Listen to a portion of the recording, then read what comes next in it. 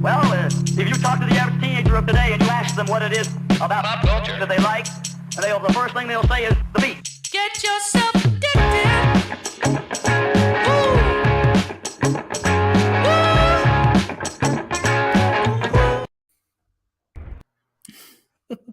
Yeah, first time back. Well, if you talk to the average teenager of today and you ask them what it is about pop culture. Hey, it just won't play. All right, I don't have my thing up anymore, so I need to get a new. I like it when your thing is down, Bill, personally, but hey, that's just between me and you. Okay. But yeah, well, I'm not even gonna do our normal introduction here because it's not a normal size podcast here. But I will just say I literally clicked that intro just so you know, and it like froze at 30 seconds. Just Weird. Straight up froze. But you're moving, I'm moving, the internet's moving, we're moving and grooving. But it's good to be back. This is the Pop Culture Piledriver. Get addicted to the content. I am Jason Rossi. With me, as always, is my tag team partner in the podcast fair. He can be followed over on. Actually, now are you back to all profiles at Billy? No, because you still don't have Billy D 20. Yeah, no, I got rid of the Billy Yee for probably a good reason. Yeah, that was the one thing I noticed on social media. Two things I noticed. We can get into a lot of things, but you can follow him at Billy. Is it Billy D 1115? What are you at now on Twitter? I actually have to go look. Let's take a look. I am Billy _D 2411. Okay, and then everywhere else is it Billy D 2411. There you go. And by the way, my nephew had his 11th birthday this week, and I told him it's the best year because it's your Drew Bledsoe year. Mm-hmm. And then I went through all the great 11s, and there was a stretch of time that we had just amazing 11s in the Boston sports. Yeah, Tim Naring, Dana Barros, which I have to tell you a quick story before we get into anything. About right when the Patriots played the Browns, I want to say it was like mid-October, late October. Mm-hmm. Probably like a week or two after we did our last podcast, I did a card show. I actually got a call from fill in the blank, what you will hear, Sarge, Mike Riley. Get random calls from him every so often, usually random check-ins, but called me up, had a card show he couldn't do because he works for Kraft Sports in Gillette Stadium. And so I went and did this card show, and they had me interview throughout this. I had to just do like voiceover. Oh, wait, you knew about this, Bill. You almost came to this card show. Yeah, card show. I think I kept saying card with a hard D, just like Bill. Card show. So a friend of the podcast, our boy Drew came by. Yeah. He's a collector. The thing I didn't know until I did this and put it a little bit out on the socials, a lot of people are card collectors. Oh yeah, big time. Never would have known. I probably should look back and see what, probably 30 cents, but you never know. But anyways, I did interview as a part of this, Dana Barros. Did you tell him he was my favorite player of all time? I did not specifically say he was your favorite player of all time, but I did let him. We went into the conversation of the legacies of 11s, especially in the 90s. And he was down. Like he remembered, he was like, Drew Bledsoe was obviously like a massive deal. Mm-hmm. He didn't really particularly remember Tim Naring, but he knew that the Red Sox had one. And I don't know who 11 was for the Bruins in the Steve Casper. So it was Casper, then it was PJ Axelson. Uh-huh. So I remember Axelson. He remembered Axelson, but we couldn't remember. So was it really Casper? Steve Casper was an 11, yep. That's amazing. So we had that conversation, but we did then I said, have you ever felt disrespected by the number 11 in Boston? And of course he went to Kyrie Irving. Mm-hmm. Yeah. He's like, the Big Baby wear it too, or was that 12? Who? Big Baby. Big Baby was 11. Oh, was he? Okay.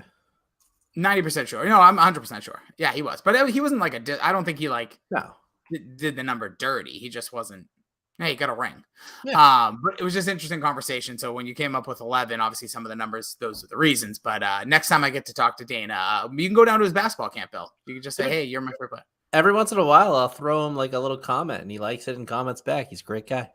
He is. He's very big on the socials, he says. It's a big part of his thing. He's not necessarily big on social media, but he keeps an eye on it. So obviously, yeah, that kind of alluded to one of the facts we have. Yet we have not spoken in this format or in any voice. Yeah, at least. Well, you send me voice messages like an animal. I do it just so you know, it's like my favorite thing in the world. But do you know what happens when you send somebody a voice message that's longer than like 10 seconds? Like if you put it up to your ear to listen, it doesn't register that you're listening, so the phone closes, and then you have to start the thing from the fucking start. So like now when I do it, I'm just like, I've never done that. I guess Yeah. I never looked because I have some people that I voice message back and forth with, so I just have it like flat. So I never really. Actually, person I voice message the most is former WEI producer Andy. oh, okay. He started it for me. I didn't even know this thing existed till whenever I went there, 2017. Oh, thank you, Andy. Yeah, another great thing he's done. But yeah, my voice is my weapon, Bill. But now a lot of things have drastically changed. But not that my voice is my weapon, but I just don't use it as much. We'll get into that in a moment. But with that being said, Bill, what are some of like what have you been up to? Obviously, I see. I've heard it both ways. Still bumping and grinding. Still doing its thing. Oh yeah, we are in the midst of season 5, and we are on the precipice of my favorite episode of Psych in its history coming up this Thursday. So that'll be a lot of fun. What's the name of the episode? It is Sean 2.0. I believe I made you watch that. This is the one we did. Didn't we do like a pilot? Like how did we? Yeah, a mini podcast on it. We like other people's favorite shows or something. Yeah. That was an idea before we kind of came to this evolution after, throughout the migration from Rossi on wrestling. And I remember watching that we recorded because that's the one with, isn't Creed in that episode or no. The singer from the band Tears for Fears, Kurt Smith. That's it. But okay. So that's episodes this week. Mm-hmm. And then that's an episode I've literally watched. Yeah. So check it out. It's going to be a good one. And then I started a new podcast, not performing it or being on it, but started listening to My Dad Wrote a Porno. Have you heard of this podcast? I have not, but great title. So this is hands down one of the most laugh out loud things ever. So the premise is they're 3 British people, 2 guys, 1 girl, at a pizza place. No, but they're all involved in like media, I think otherwise. Like the girl you might actually know, I don't remember the name off the top of my head, but she's like an MTV British VJ type person. What is it? My dad wrote a porno. I see it. So it's literally this guy's dad. He's like a chubbier British guy. And his father, who's like in his probably a little bit younger than our fathers, probably like 65, because they're like probably in their early 30s now, legitimately wrote erotic fiction. Oh. And it's a book called Belinda Blinked, but he has the knowledge. Yeah, look at that. I'm seeing it as you go. I got you. Continue. Yeah. This guy has the knowledge of sex of maybe like an 8th grade boy who walked out of the first day of like health class. Like he's literally describing sex scenes as like he grabbed her by the cervix. Which I'm not a medical doctor, but I don't think that's like possible. I think that's like inside. And like he calls. I don't think you can grab it. I'm not a big. I don't think you can grab it. And he calls like the lips of the vagina vaginal lids. Oh God. And then the first time he described a woman's private area, he called it her private pussy area. It's amazing. And everyone in the novel, like, so he doesn't know anything about like sex. So he thinks the sexiest thing anyone can wear is a black thong. So everybody, guys, girls, fucking black thongs. And the best part of this thing is that it takes place in the high stakes worlds of pots and pans. She works in pots and pans. Wait, so just to recap what you're telling me, breaking this down, that's the father's thought process of this. And all they do is read it chapter by chapter. That's a pretty amazing. Is his father still alive? Yeah, they had 8 seasons because there were 8 books. They literally just finished the podcast. They like wrapped it on his last book like 2 weeks ago, and it was like national news. This podcast is huge. I recommended it to our friend Lauren. She's already overtaken me in binge listening to it. Like she's already shot past. Like it is some of the funniest shit. Like, and they're quick episodes, and like they don't dick around either. Like I know some people like the banter, and some people don't like the banter. If you're a podcast person that doesn't like banter, they literally the first episode they have a little bit of like, hey, this is what this fucking is. And then every episode is a little bit of a recap, boom, the chapter, boom, it ends. There's no fucking around. There's no dilly-dallying. It's straight Belinda. It's brilliant. Like, it could only... Something this fucked up could only be this real, because when somebody told me this idea, I was like, that's an innovative idea. Like, they pretended their dad wrote a porno and they're talking about it as like a podcast. Like, no. He wrote a fucking porno. It's pretty amazing. Belinda blinked, and then what's this Rocky Flintstone? That's his fucking pen name. Oh, that's the father's name. So these were friends, assuming. Yeah, like college friends. And they literally just said, hey, let's just try this out, because it started in 2015. You're right, just wrapped up this year. Mm-hmm. And at one point, HBO. So obviously, the British side of it is probably what kind of held it back a little bit from like getting into like certain timelines for people that may have not heard it. I don't mean that in any way rude. Just British comedy sometimes different. But this had a freaking HBO special in 2018. Oh, I gotta watch that then. It is like their chemistry off the charts, and I love the British accent, and I don't even mind that like they're talking about some like super Britishy things that I don't even know. But over the course of time, like it's like anything, you'll pick it up enough if you keep listening to it. This thing is like, just at least listen to the first episode just to get like a taste, because it's like if you asked a 19, not even 19, it's like you asked a 12-year-old kid to write erotic fiction that never had sex and saw one naked woman. When did he write these books? He wrote them before it got famous. I believe he wrote at least 3 of them before it was even like acknowledged this was a thing. So like it gets super outlandish. I'm only in like chapter 17 of book 2, but like it gets to the point where like people are having penis replacement surgery and shooting blue semen. Like, it's fucking out there. What? It doesn't start like that. It progresses, but like he's able to create these indelible characters instantly, like, and it's not sexy. It's not sexy at all. It's all fucking like weird and gross. It's the weirdest thing ever, but it's amazing to listen to. This feels like the makings of a, like, I know that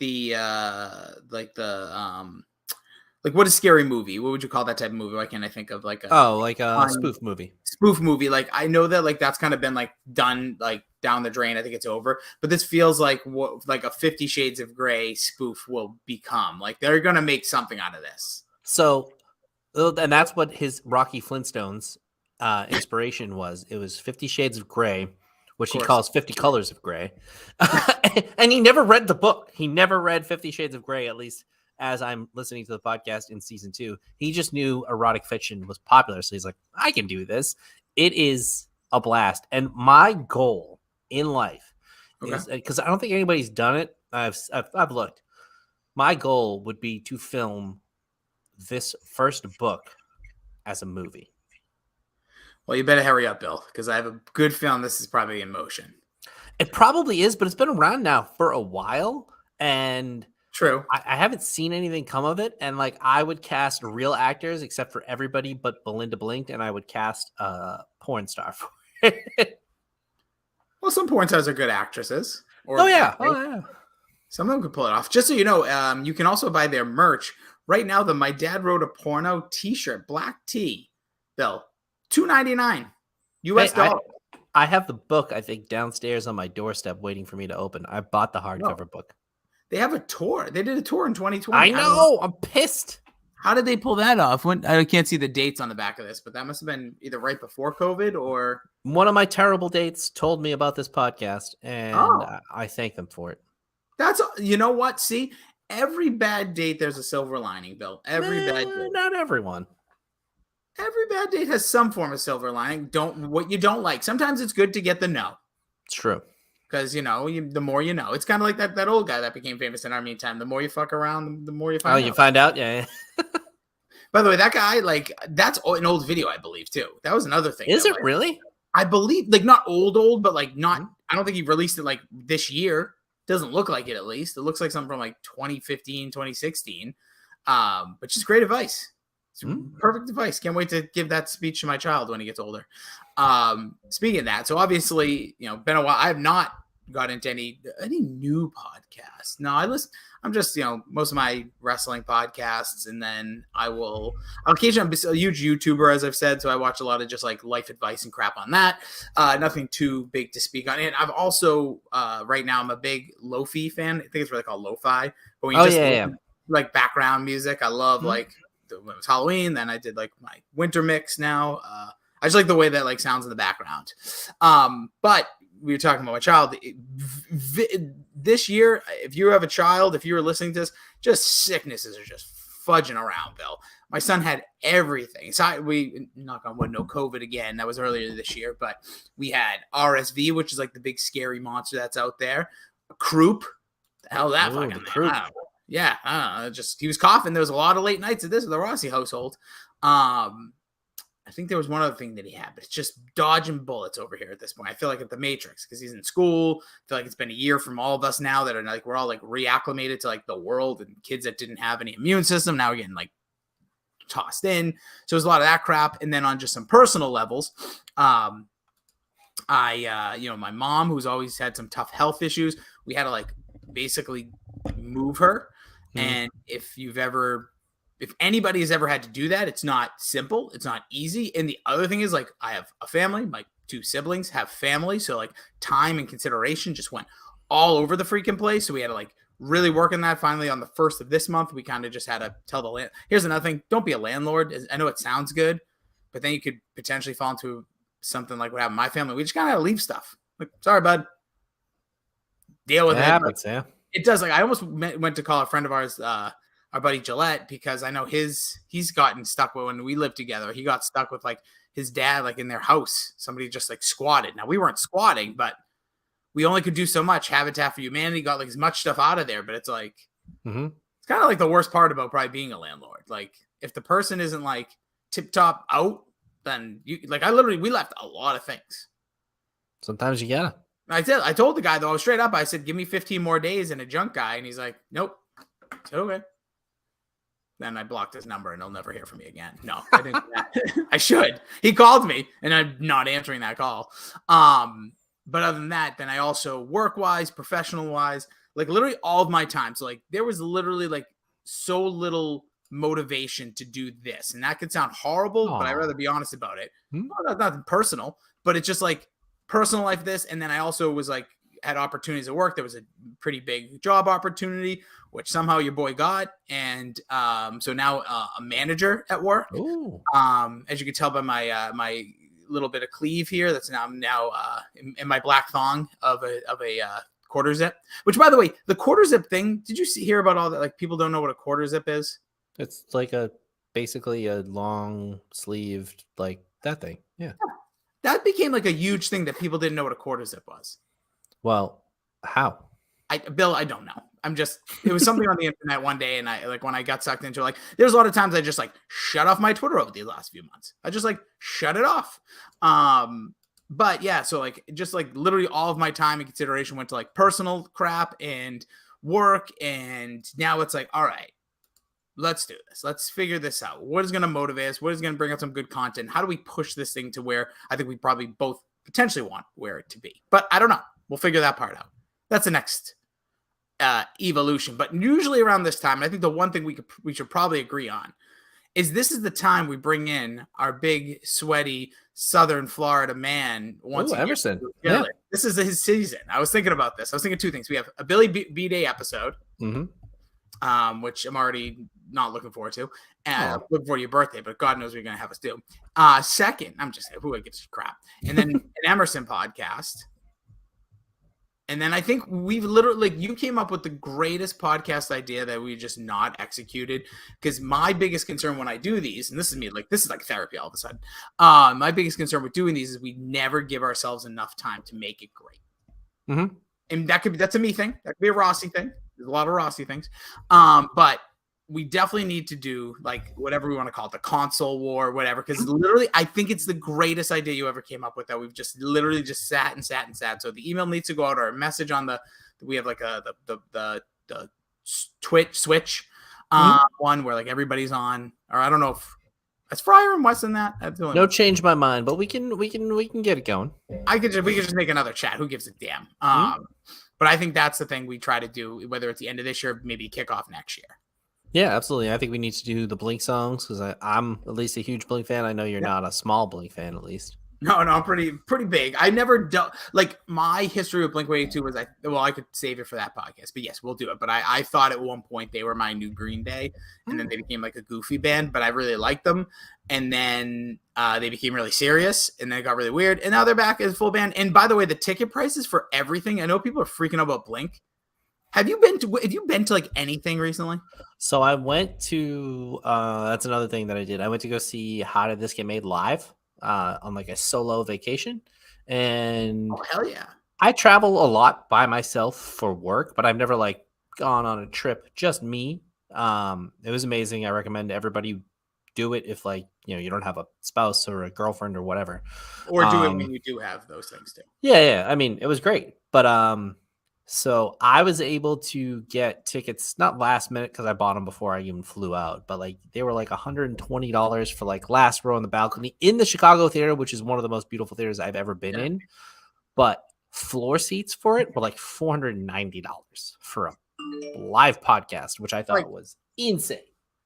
So I recently have been looking at like different events I want to go to. So I recently attended Survivor Series. I've been to another AEW show. Like I know, like, listen, I'm a big wrestling fan, but it truly is the best price for anything you can if you're a fan. And even if you're like a twinge, like I'll go see it. Like I think the Survivor Series tickets were like in the 100s somewhere of like price, and I was in like Loge near the entrance.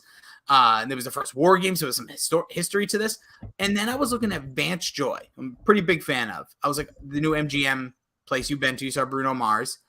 I was like, the minimum tickets for me to try to get were $174. That's actually not even bad. That's horrible. No, but for current day prices. I'm sure. But you know what I paid for Bruno Mars? But Bruno for the Mars, balcony? I don't want to know. But I'm assuming at least more than double that. But I'm just going to say that Bruno Mars is like and I don't mean this any disrespect to anybody, but like a massive star. He's like a top tier performer in the world. And could have played the Garden, could have played Gillette, could have played a stadium, and tickets could have came down significantly and had massively more. But like, obviously he must have signed something with the MGM or whoever's running all that. I get it. But like, and I'm not saying this any disrespect to Vance Joy, but I'm like, that in my head is like a $35 ticket. Inflation, $50, $170. Like, no, you're not getting me out of the house for that crap. Like, that's over $400 for me and either my wife or a friend to go see them or him.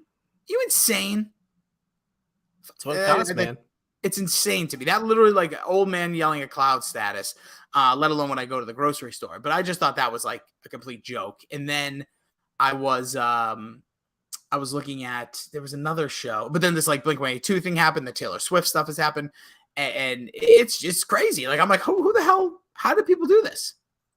I will now spend money on shows I really want to see and that I think are worth it. Like Bruno Mars, because I saw Silk Sonic. To me, was like I'll pay whatever to go see him because I know what I'm getting, and it's like a world class. Like he is.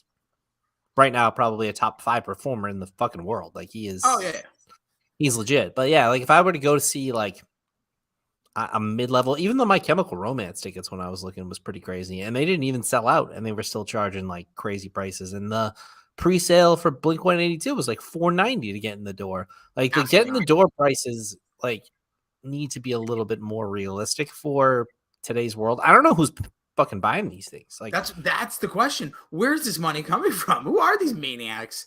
You must be doing extra shifts at the trash dump. I don't know.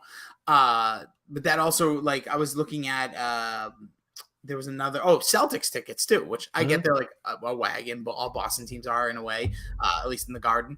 And I was trying to get stuff for my nephews. I'm like, maybe I'll bring him to a Celtics game. Bill, I was looking at Loge seats, and I get this is all second market probably, but even on 180. Bill, Loge for the Dallas Mavericks, Boston Celtics was $190. $718. Holy shit! Like, people want to see Luka. $118. And this is why if I bought, say I just wanted, say I was going all out, $1,500 for my nephew, or if there was all three of us, $2,200. I'm not doing this. $2,200. And I did that and I pulled that trigger. And then like, that's the day like Luka like rests. Yeah. And Tatum rests. Tatum rests. Like that's when you go ballistic. Yeah. Like I would. That's why, again, I will go with wrestling is the best bang for your buck because there's very few of like, yeah, people might not be on the card. I don't know. There could be a backstage brawl and a bunch of guys from AEW aren't on the card anymore. But no, but for the most part, wrestling, you kind of know, like cards subject to change, but usually not too much. And like you usually get Seth Rollins and Roman Reigns. You get all the headliners when you go, unless it's like a split show, but then you still get half of the headliners. So yeah, I mean, it's a dice roll. So I love live events. It's one of the best things I think you can do in the world. And unfortunately, yeah, we're sounding like our age, unfortunately, right now as well. But that's what we are. This is who we are now, Bill. This is what happens when we get. But like, we're the people who can fucking afford these, and we don't know what to afford them. Like, I have a decent job. You have a decent job. Yeah, I can afford these things, and I'm like, fucking Christ. Absolutely not. Like the Blink-182 one was like the moment when like obviously the world was saying it, but it's just you know what it is, and we're being sold on nostalgia. You're being sold on like this may never happen again, which I understand. And I never actually fully saw Blink-182 when in my last tour with 92.9, I was able to like go to a show. I was at down in well, it wasn't this version. We worked in radio. I did for a long time, and I did like an intro for them at the Xfinity, but I didn't stay for that show because I didn't have. It's odd. I didn't have as much interest in them when it wasn't Tom DeLonge. Like when the God no. It was something just weird about it. I don't know how to like. I remember I went to a show. I think it was Franz Ferdinand. Might have been Franz Ferdinand. It was somebody that like Blink. Oh no, Angels and Airwaves fucking opened up, and they like. Plus, they're not a good live band. Like they all like. Travis Barker is a great drummer, but like the two singers fucking can't sing live. They're terrible. Tom DeLonge might have one of like the worst voices that is like known of like this generation at least. Like there's some bad ones out there, but he is rough. And Angel and Airwaves, like I remember when Songus Arena at the time. I don't even know if that's what's called. I used to have to do a lot of stuff there, and they're like, a punk band. They talk sing, you know. Yeah, they're not even like punk though. Like if they were more punk, at least it would be like make sense. They're like so much deep meaning and stuff. It was hard. That was a hard one. And I know like so many people that were like diehard Blink fans that were like, I can't do this. There was like Boxcar Racer was another spin-off band with Travis Barker and Mark Hoppus, and people loved that. That was pretty cool. But the Angel Airways was trash, dude. That was a trash band, in my opinion. Humble. I mean, my old friend, he's just older than me. Jared was one of the biggest fan of all of that. And I think he'll even tell you, you don't go to a Blink show for the performance of them. You go because you just want to hear the songs you love, like it's like karaoke level performing. I assume did he pony up for these? I haven't asked him, but I would bet a large amount of money that he at least has like really good seats. I was gonna say because I would assume with him and his son. Oh, 100%. Yeah. I don't think his son has ever been able to like once he became of age-ish. Like no, he would have had to bring him when he was like, yeah, his son's probably 19. That's what I was gonna say, 18, 19 years old. So this is one of our friends that like this guy is like he oozes like a Blink. He looks like he would be a Blink. There's a good chance he's wearing a Blink-182 shirt right now. Yeah, honestly, I'm not even kidding. No, I believe you. Like he just looks like if there was to be a stereotype of a Blink-182 fan from like 2004, this is him, and he still looks the same. Like the guy doesn't age either. That's a whole nother credit to him. All right. I gotta get on what he's on. One other thing I wanted to mention before we go anywhere else. Another thing that I've watched. Ooh. I watched the first season last year. I didn't really like the show, but I couldn't stop watching it. I'm watching the second season of it right now. It could be the least entertaining show I'm riveted by ever. White Lotus fucking sucks. But I can't stop watching it. There's only one good character this year. She's like the hooker character. She's well built. Everything else that these people do and say, the receptionist lady's pretty good too. But like, is that Stifler's mom? Is she play either one of those? Jennifer Coolidge she doesn't play either one of those. She's okay. She's just she's Stifler's mom. She really is just like a loaf in the whole show. Her storyline's okay, but what I think they've done, and I think this is why people love it, they have just taken like reality storylines, like reality TV storylines, and put them in a fancy ass hotel and shot it amazingly. So like the episode ends and I'm like, nothing fucking happened. I can't wait for the next one. And maybe that's the trick of it. Like they give you just a little bit, but it's all like rich people problems. There's no like real, you know how what's his name always talks about what are the stakes of this thing? Yes. For like maybe there's literally one person in the entire thing, and it's like an ensemble cast. There's like 40 characters. One person has legitimate stakes that you're like, if something happens to her, it'll change her life. And now somebody does die at the beginning. Like the very first scene is like a dead body floating in the water, and then you're like, oh, who is it? And then like, but it's just like, oh, this guy's cheating on his wife, this guy's cheating on her husband. Like nothing's like important, and you don't really have any like character equity. It's not like when Jack, you have all this backstory on Jack, and then you find out he kissed this girl, but like the wife's been cheating on him forever. Like you feel it emotionally. I have no emotional connection to almost anybody in the show. I can't stop. I don't know what they've done, but they've done it really well. What I don't know, well, kudos to White Lotus then. But what it feels like you're explaining is like old school, like Melrose Place-ish style of television, where it's like sold on like these storylines and don't take this offensively. And I could be wrong. I haven't seen it, and I'm not super interested because I hear more about what you're saying than others. But it kind of feels like it's kind of like empty, like fun, and where like that's why reason I bring like a Melrose Place into this, because like those shows were built off of like just enough intrigue, no big overarching like crazy things until like the end. But like again, I'm broad strokes. It's empty calorie TV. It's like Seinfeld without any hilarity or like good writing. Good writing, yeah. It's just white people being rich for the most part, and you're just like, oh, compelling. Speaking of that a little bit, I now binged and caught up with the show Succession. Oh, so that's one I've been trying to get into and I can't. So it's kind of reminds me a little bit of what you just said, because it's I think it's a really, really strong show, but like they don't write it like season arcs. And I'm a big fan of like, here's the beginning of the season, here's the end of the season, here's what happened to get us like from A to B. Mm-hmm. They kind of do things, and it's like supposed to be high stakes. And the reason I think you would really enjoy it is because like to play like to the lowest common denominator between us is, imagine this family's like the McMahons. Okay. And that's how I kind of view this show a little bit sometimes. Like, okay, Vince runs everything. He's the boss of everything. The kids, probably try to undercut him, would love to do things. But like so many things happen in the show that then like aren't referenced later that are really, really important. Like people's poor health, people making really bad decisions. And like some things are in there that like they continue on with. And the show won Bill the Emmy for like the best show. Mm-hmm. And this last season is really good, but like there's moments where I'm like, how are we not going back to that? Or how is that not so being talked about? Or it's strange. And there's some amazing character work. That's the one thing I will say. I think that's what really sells you on the show. Like Macaulay Culkin's brother, Rory Culkin, he's insane. Mm-hmm. He is insane. There's this part in this show about his genitalia, we'll say. And it is quite possibly one of the most disturbing, not like gross per se, but like the way he plays off like what he did, it's insane. I'll tell you this. It's not too much of a spoiler or anything. He tries to send a dick pic to a very high-powered woman in the company that he flirts with at times, and he sends it to his dad. Nice. And his dad, when his dad calls him out with it, he plays it off like, yeah, people like send dicks to each other. It's like a thing. It's amazing, but it's like, you're like, how fucked up is that? Like, imagine you ever making that mistake. Yeah, I'd be mortified. That's what I'm saying. And he's almost so like, he is mortified, but he like just has this weight. Like these people are like what you said, they're rich.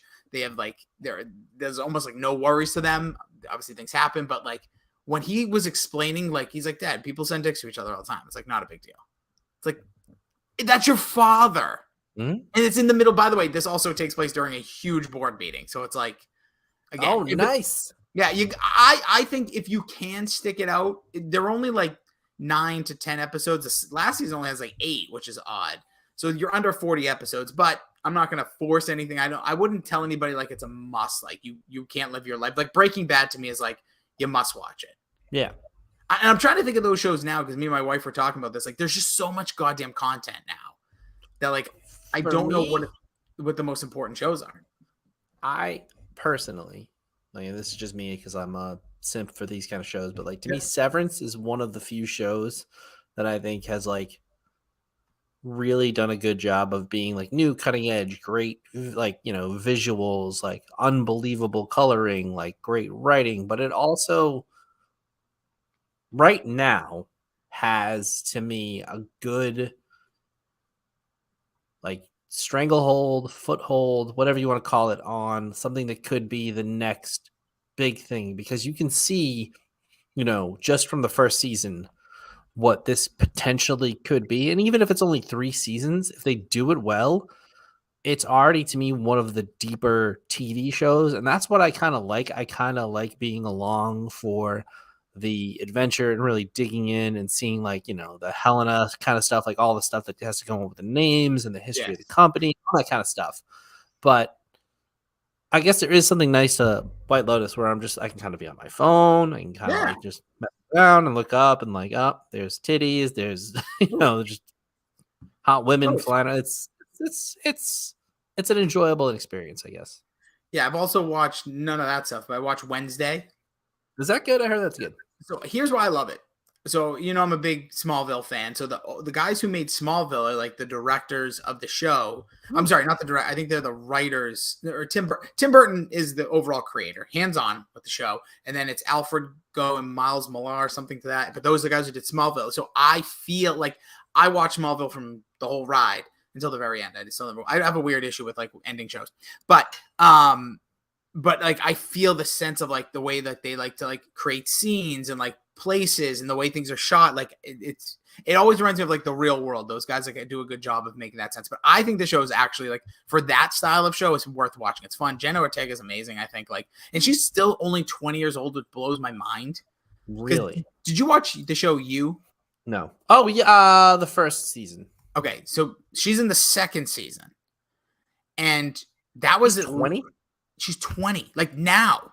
So she must have filmed that at like 14 because shows, I think You season 2 was 2018, 19. Who did she play in the first season? She was in the second season, not the first season. Oh, who did she play in the second season? She was the sister of the guy who, I'll just call him You. She doesn't try to bang her or anything, right? No. Oh, She's a younger sister. Like she's literally must be 14 years old when that was filmed. Mm-hmm. And then obviously she was in Scream. Mm-hmm. We saw. She was great in that. Yeah, she was really good. I thought also where I kind of got to know her, I forgot about her kind of from You because it was just like a girl. And then she was really good in the second Babysitter, which she plays like, I don't know, the girl who goes up against the former babysitter thing, which I love those 2 movies. But like, yeah, it blew my mind. So I'm watching Wednesday. I'm like, she's probably one of those people. She looks super young, but she's probably like 28 years old. She's 20. She's a really good actress. Yeah, she's probably going to be in like, she reminds me of like where the internet is in these days. Like she's probably going to be like, everyone's going to be like, she's queen. She's like the greatest. So like her fame is probably only going to rise over these next like 2 months, especially when you do a show like this that like attracts that young female audience. Yeah, she's got like, I don't know what, Zendaya status maybe one day. Yes, that's a perfect, because I still don't see it with her, but like, oh, she's like, great. I think she's great. No, I'm not saying she's not great, but I don't see like her being like lauded by like people. But that's what that horrible. I hate that Euphoria show. It's literally unwatchable to me. Did, and then obviously she got massive famous because of Spider-Man. So like, we know who she is. Preteens, people watching. Literally, like, I can only imagine what your niece is watching, but I hope she's not watching Euphoria. Yeah, she's had quite a go of it at UMass Amherst. So. Oh God, number 1 party school over there. So she's probably freaking. Oh Christ. Anyways, I'll say a prayer for her tonight, or for your sister. But yeah, that's what I feel like what's going to happen with her. But Wednesday, I think, is like a really, really fun, popcorn show. You don't have to dive into like crazy details. But it does have a nice like story arc, whodunit, mystery kind of elements to it. So that's good too.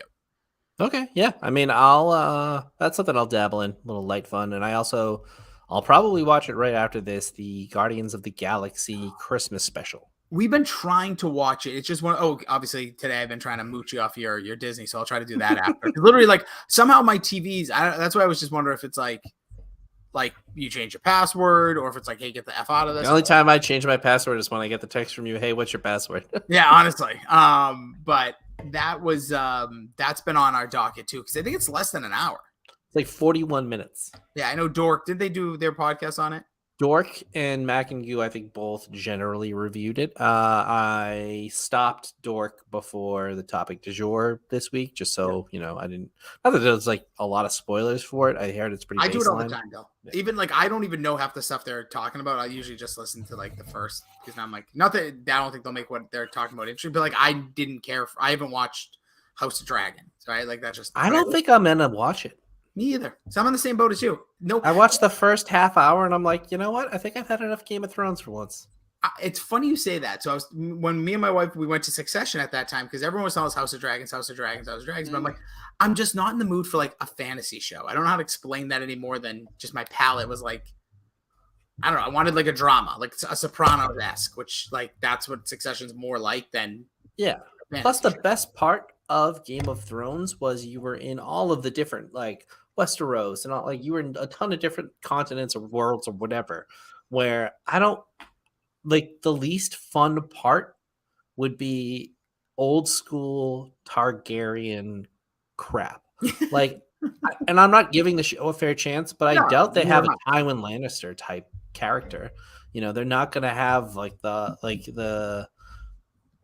just don't think they'll have that kind of levity to it. It seemed too serious, and like I don't know. Like Game of Thrones was great. At one point, I might go back and rewatch it, but I don't think House of Dragons, not for me. Yeah, and also let's not pretend like Game of Thrones also ended on a really horrible note. So it's not like I didn't love it. The eagerness was to go back there, and still goes to my theory that nothing ends well. Also, Bill, did you ever watch Walking Dead? Yeah, I watched like so my season finale was the governor, the guy with the eye patch. Yep. So I was like, this is getting a little repetitive. I watched a couple of episodes when Negan was in there with you. He seemed pretty cool. But other than that, meh. Yeah, like the show did like just like a copy and paste over and over, like Mad Libs. Different place, everything. There was all those, but I really liked it for a while. I watched the finale. It might have been the biggest crock of crap finale of all time. It's not a finale. So what I ended up reading afterwards, because I'm like, this just felt like everybody's just going in different. There's no like, here's where the world's gonna go, or here's the cure, or we're gonna do this. There's 4 different spin-off series they're about to go live with. So all this was like, we know that The Walking Dead, like that, I guess, driving force of this world needs to end, because people like the depreciation on ratings and review, like everything has died off. So they're doing the show. There's like a show, I believe there's going to be one where Michonne's going to find Rick, because Rick's still alive. He just left the show a few years ago. And he's out there trying to be saved by these mysterious people. There's the Fear the Walking Dead, I think is still on. There's the ones with the kids. I already forget what that was called, like Walking Dead Children. And then there's Michonne. There's going to be one with Daryl. And there's a show with Lauren Cohen. I forget her character's name, but like the one who was dating the Asian guy who got his head popped up. Oh, she made it all the way to the end. Yeah, she was dead at one point too, though, and I don't know. I didn't see. One day she was back. But like she's another. Like there's all these things that I'm like, what? And when you watch the finale, it's like Rick's doing the voice, like all these. I'm like, what is this? It really felt like you were watching something that like was just a season finale. There was no finality to it. Yeah. I mean, because they know it'll still make the money that it was when it was like the #1 show in the world, but like people still watch it enough to like just can't get enough of it. It's almost like they did it to get that one last big ratings pop, I'm sure too.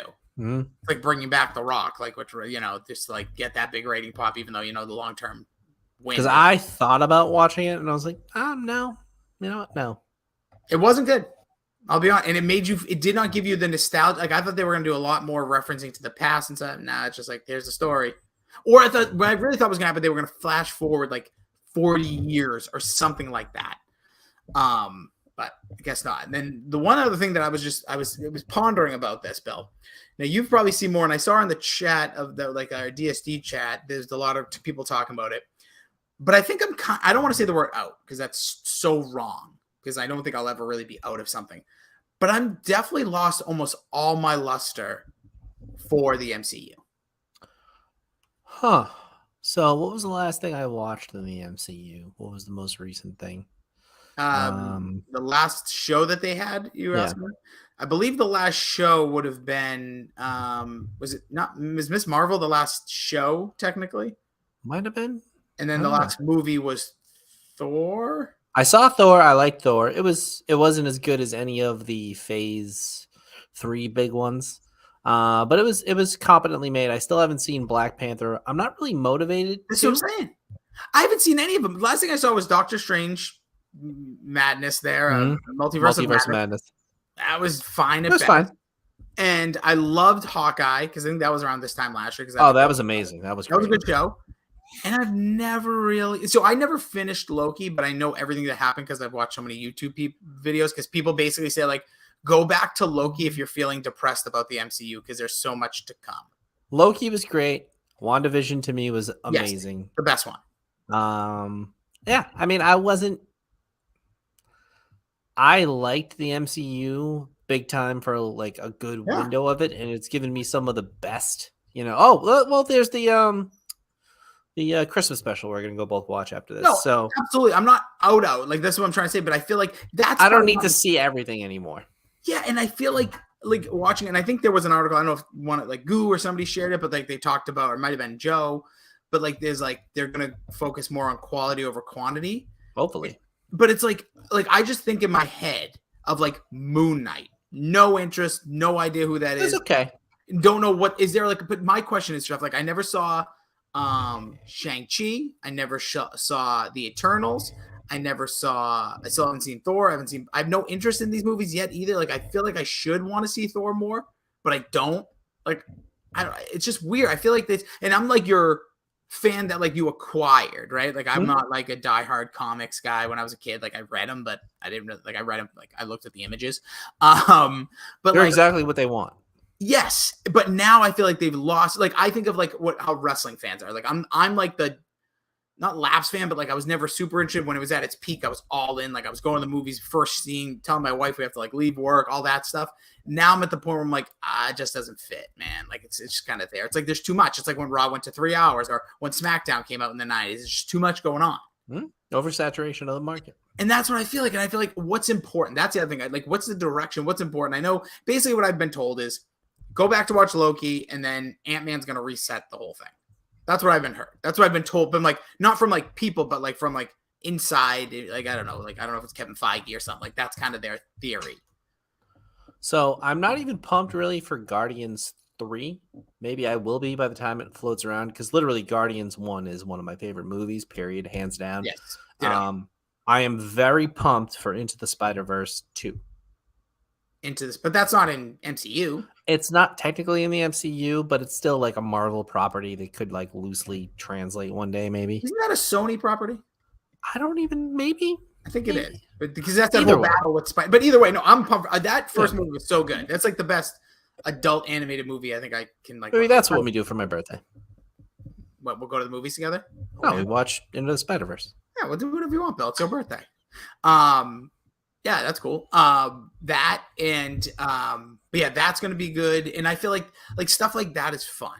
Shows and movies like that I think are fun. The worry I have is that like now there's just this, and they did it to themselves, right? They made these movies so intertwined and long storytelling, and now it's kind of like, well, I think that's the biggest problem between people like probably you and me versus people like Mac, where Mac wants the story advanced a good amount in everything that happens. Where if you advance the story for me, cool. I'm in it to be like whatever it is. If it's 2 hours, 2.5 hours, is it well made? Am I enjoying it? Are the character like, I don't really care if you advance the story if I had a good time, because you eventually the story will advance. I don't care if not a lot happens, as long as it's a competently told story with characters you care about doing things that are rational that you would do. Like, you know what I mean? Just like a regular ass story and movie. I don't need it to further the plot of the to bigger the nth picture. degree. Well, Yeah. it needs to do it a little bit, but if it doesn't do it like to your satisfaction, it's like, well, who cares? Like, it's eventually gonna get there. Like, you know what I mean? No, Like, I agree with that. I just think that they set the bar so high with these like post-credit scenes and everything kind of like migrates. And I think now, like I watched this actually really good video, like probably about a month ago, about why this phase kind of sucks. It's because it's like taking your favorite characters that you like and creating a mini version of them in a young female version. It's all young females, which I don't care about that part, but it was just this. There's actually a female doing this, like saying like, you like Doctor Strange? Well, here's America, whatever her name is. You Chavez. like. Yes, you like. I don't know what happened in Thor, but I'm assuming that was gonna. There's probably some sort of handoff to Lady Thor there. What was the other reference? Oh, like Hawkeye. You like Hawkeye? Cool, he's great. Well, here's I already forget her name. Kate Bishop. Kate Bishop. Thank you. It's like they went through every single thing. It's like, well, but like honestly, the best part of the upcoming MCU is all of those characters because they crushed on all of them. Like the new like little girl Thor from the God Butcher guy there, his daughter, she's gonna be fucking cool. I hope so. Kate Bush is fucking. She was like Hawkeye was great. She was fucking the best part. Miss Marvel was awesome. She was a great character. So like I like the direction of those things, and they were smaller told, well told stories, and that's what I'm here for. Like it's you caught lightning in a bottle with Thanos and Endgame and the Infinity Saga. Like that will never like that is the gold. That's like Monday Night Raw. That is the golden age of wrestling. That is the Monday Night Wars. Like you're probably never gonna see another entity, superhero or not, connect 23 movies, not flawlessly, but really well. It's not going to happen again. It's not. When the highs, it's like when the highs were high, it's like 90-99. Like when the highs were high, like 96 WCW and like 99 Raw. Like when the highs are high, dude, they were like beyond. There's still a lot of crap within them at times, but like it was a ride. It's almost like I agree with you. I think that is exactly it. Like you're not. You'll get a Roman Reigns in there. Yeah, and then eventually that Roman Reigns will turn into something good. That's what I mean. Like you'll get the good. You'll get like a blip of amazingness. Maybe a good 3 movie stretch. Maybe a good 5 movie stretch. Maybe one of the best movies ever. If they really concentrate a phase on something shorter. But I agree. I just feel this like sense of like, am I lost? Did they move beyond me? Is it just too much? I can't even answer the question. It just feels like it didn't feel before. Before I would anticipate movies and be like, I'm going to see that the first day. I will say to go to Guardians, them using Novocaine for the Soul was like awesome. That like now they're in the 90s of music. I believe that's what this will be. And I'm like, that's cool. Like I'm intrigued with that. And I don't ever agree with your overall theory on this, but I feel like this is a time when people are unfortunately going to have to die. I feel like this phase, like people, and I don't like it. And like, I think, what was the movie it was Stranger Things. Like nobody died. And you're like, come on, except for that poor bastard, Jason, that guy got freaking sliced in half and he was correct. The Chrissy's boyfriend there, but the, like this type of movie, like when you're dealing with intergalactical, that we're going into different realms and times and like you're muted again, or you're not talking, or I can't hear you. Whatever happened again, but I'll fill till you come back. But it's like, I feel like this is a type of movie and setting that needs major death, like needs it again. And I know we had it. Yep. You're good. I know like Tony, that happened, and I was Captain America. They like didn't die, but he's old or whatever. But like, you need more like in battle, like death. You need stakes. Stakes are what makes things worth watching, because whenever a superhero shows up, you know, and for the most part, superheroes get out of stuff. But by the way, there was one thing we missed, but I'll get to that in a second. You need stakes. You need people to die. Not everybody, but Lost was great early on because people fucking died. Game of Thrones was great early on because people fucking died. Every scene meant something because that person might not be walking out. She-Hulk. I loved She-Hulk. She-Hulk was great. Did you watch it? No. That one did. Like, I'm like, wow. Tatiana Maslany was phenomenal. It was really well done. I'm not saying it's not good. It's just I'm thinking of my time and attention. It's like there was so much. I forgot even She-Hulk when I was trying to think. Like, she has another female character that was created. But like I don't know. I'm sure it's good. I'm sure all these, like, if that was a 90-minute movie, I'd probably be more interested. No, I think why I liked it is because it was like episodes of Psych, because it was like she was doing like law cases. It was kind of cool. It was like this is, I think, the next evolution of the MCU and this kind of like TV for them is don't just make everything cookie cutter superhero. They gave her a real job and they did it like it was Law and Order episodes, and they gave like her clients, and like each episode was like an episode of like, I don't know, fucking Franklin and Bash or Rizzoli and Isles. It kind of had a completely different feel, but still had like an overarching long story that kind of furthers the plot a little bit. Like it was, to me, like not everything's going to be WandaVision or Loki. Like this was a perfect, like, here's something a little bit different and we're just going to embrace it. We'll see. What was the last thing you wanted to bring up there? I think. Or was that it? I think it was She-Hulk. Yeah. Oh, I also have been watching a ton of, and like this is just good advice for anybody. Don't fight. I've been like I followed a fight video thing on Twitter, and at this point in my life, unless I'm feeling physically threatened to the point where I'm going to die, I'm never throwing another punch in anger in my life. I'm with you. Unless somebody's threatening my family or something, like there's no need. I do like watching the fight videos just to see like what not to do, but like terrifying. That's a good way to look at it. I don't know. And then before we wrap, obviously it's just priceless. If you made it this far, thanks. But Bill, I hate to say this, but I was rooting almost to lose this week in our fantasy league. I almost rooted myself to lose, if that makes any sense. I would never sabotage myself because my team's just so mediocrely good. They're not going to go anywhere. But because I so wanted you to miss the playoffs because you you mortgaged your future. No, see, what I am going to do until we ban the trading of draft picks is I'm just going to trade my first and second round pick for good players every year. I know, but it's never done anything for you. And I never wanted to win. I never wanted to change, like you made it to a finals once, so you did collect some good cash. Like this year, I was twice. Oh, twice. Sorry. Well, you didn't make it to the finals twice off trading first round picks, did you? No. So once. So far. But this one, you traded your first and your second. And I'm like, please. But if my team's healthy, it's a fucking wagon. Oh, of course. Listen, I'm not denying, like, you and Pat are the two probably like likelies. Like everybody else's teams are good, like that are like up at the top of our league. I know like this is nonsense to people. Bill traded for Christian McCaffrey a first round pick and Jalen Waddle a second round pick. Mm-hmm. And if I knew that sweepstakes was out there, freaking Tyreek Hill was available, Bill.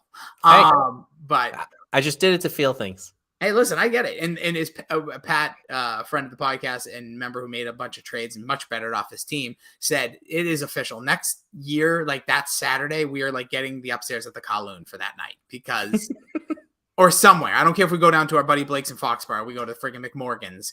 But we need to be together because like things were just buzzing that night. I was getting side texts. I missed out on getting Travis Kelce because I was putting my son to bed and I put my phone on Do Not Disturb during that time. So like, because sometimes I'll watch videos on my phone to like do that final calm down because my son's an animal. And I got 6 text messages from the previous owner of Travis Kelce just saying what I take. I think I was giving up a third. They were giving up a fifth. They say if you do a sixth, and James freaking Robinson, who is now dropped by my team. And he was like, I'll get it done for you. And then I didn't. He didn't. He's like, oh, I thought you went to bed. It was like freaking 7:45, and then he made a trade to our buddy Pat, and I was just like, what is going on? I wasn't even that mad, but it's just like, holy cow, people, there was madness. So yeah, I can't wait till next year because I'm just gonna keep doing the same thing until we ban trading draft picks. I don't think that will ever happen though. So I'm all set then. But it's a really weird thing to do though, because then I guess you're right, because now if you go into next year with just whoever you want to keep, and then you start in the third round, that is a lot of talent just to like. Well, 2 years ago, or whenever I made my run to the championship game, my first round pick was injured and my second round pick sucked. So just draft well late. So you're trying to be the Los Angeles Rams. Yeah, except I can't trade future picks, so I'm still safe. I know. I wonder if that should be something we should. Well, I guess inside. Oh my, no way! I would trade for 2 years. Just 2 years down, but I guess we could do that because God forbid if you decide to leave and it's like, oh, take it over a team that doesn't have picks for like 6 years, salary cap it. Yeah, it's just wild. And also, again, you can follow Billy and all of his. He's also very, very brutal and passive aggressive takes against the Patriots at Billy _ D 2411. Everywhere else at Billy D 2411. I am at Jason D Rossi. This has been maybe the best episode we ever did for all the hell I know. Or worse. One of the two. I'm going to say it's definitely not our worst. I don't know what our worst was. Definitely but not. We've had some bombs. But they're out there. But we will get some stuff together. We'll do a Billy birthday episode. Might be Spider-Verse. Might be something else. We can finalize that. We'll get our buddy the big slug from some South Florida. Is that actually Southern Florida? I don't even know where. Tampa? No, Jacksonville. It's got to be Southern Florida. Sure, we'll find out. I know Miami's literally South Florida, but I don't know where Jacksonville is. You looking it up? Let's see. That's how we're gonna end this podcast. Where is Jacksonville? It is it's at the top. Well, Frank, top. Any final words for our fine listeners, Bill? Slap it on the biscuit. Frank says aye.